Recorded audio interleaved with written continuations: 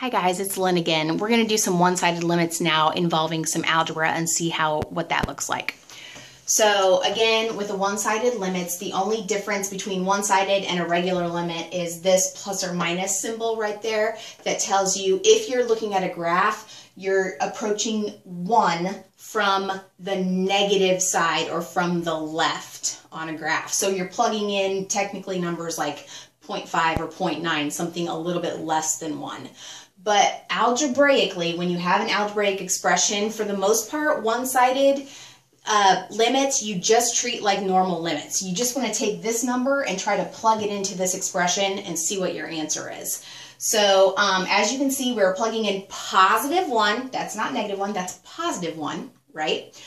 If we plug in positive 1 right now, we're going to get 0 in the denominator. So we got to pull out our bag of tricks here and see how we can rewrite this using algebra.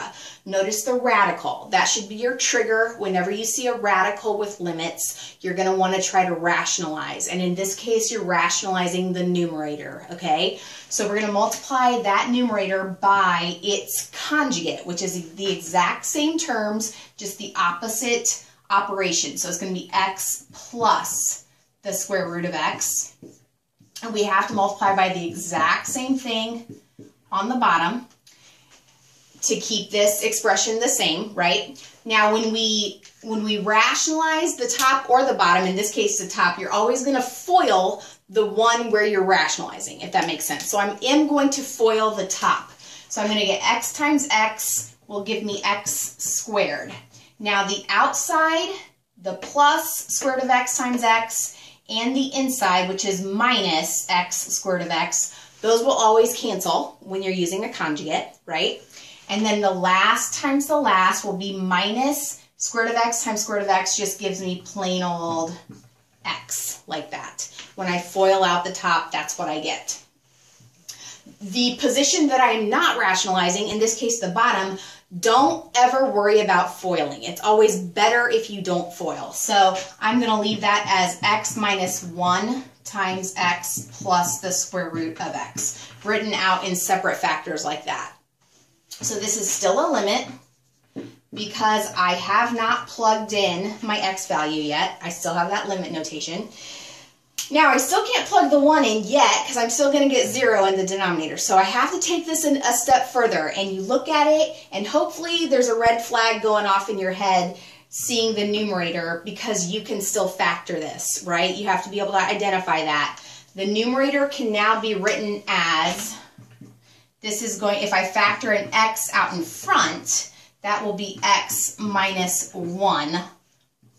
And then in the bottom, I still have an x minus 1 and an x plus the square root of x. Still have a limit out in front. Okay? So now we're in luck because we've gotten this to a point where something cancels. The x minus 1s will now go away. And if I plug in a 1 now in place of all my x's, right now, x approaches 1 from the left. I have an x on top and an x plus the square root of x.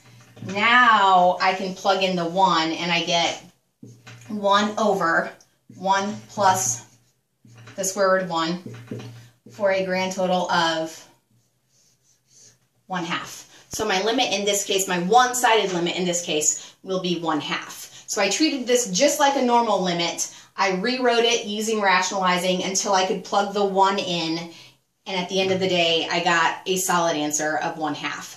Now, there are going to be some cases with one-sided limits where you're not going to be able to do anything, and the limit still just won't exist. For example, if I have, let's say, if the limit is approaching 2 from the left, and I have something like x squared plus 4 over x minus 2. So as you can see, this is positive 2. It's not negative 2. It's positive 2 from the left is what that little minus sign means. That's your one-sided aspect.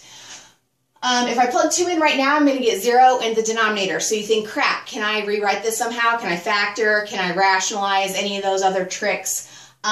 Looks like here don't be mistaken. This numerator x squared plus 4 is not factorable. It would have to be minus 4 to be factorable. So you cannot factor this. You cannot rewrite it anyway. You can't cancel anything out. So this is just plain old does not exist.